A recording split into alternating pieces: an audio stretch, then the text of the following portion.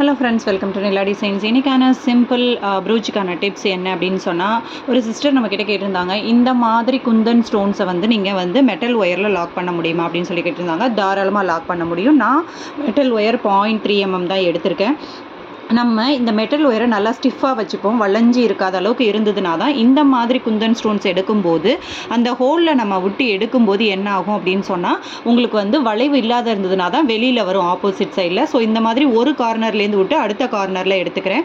Again நான் என்ன பண்ண போகிறேன் அப்படின்னு சொன்னால், இந்த மாதிரி எவ்வளோ தூரத்துக்கு உங்களுக்கு தேவையோ அவ்வளோ தூரத்துக்கு மடக்கிக்கோங்க. மடக்கிக்கிட்டு அகைன் இப்போ இந்த கார்னர்லேருந்து இந்த கார்னருக்கு கொடுத்தேன். அதுக்கப்புறம் எவ்வளோ தூரம் தேவையோ அவ்வளோ தூரம் எடுத்துக்கிட்டு அப்படியே ரிமைனிங் இருக்க இன்னொரு 2 ஹோல்ஸுக்குள்ளே கொடுக்குறேன். இந்த மாதிரி கொடுத்து கொஞ்சம் பொறுமையாக இழுக்கணும். ரொம்ப வேகமாக இழுத்தோம் அப்படின்னு சொன்னால் கட் ஆயிரும். பொறுமையாக இழுங்க. ஏன்னா இது ஆல்ரெடி லாக் ஆகியிருக்கும்.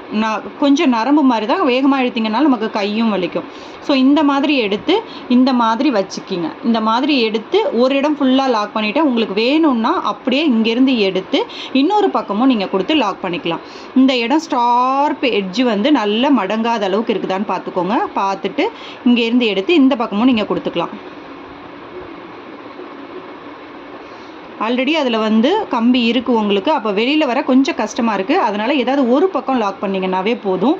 இந்த மாதிரி வச்சுட்டு கரெக்டாக அடியில் உங்களுக்கு எந்த அளவுக்கு தேவையோ அந்த அளவுக்கு முடிக்கிக்கோங்க. ஓகேவா? அழகாக மெட்டல் ஒயர் வச்சு நம்மளோட குந்தன் ஸ்டோனை லாக் பண்ணியாச்சு. தேங்க்யூ.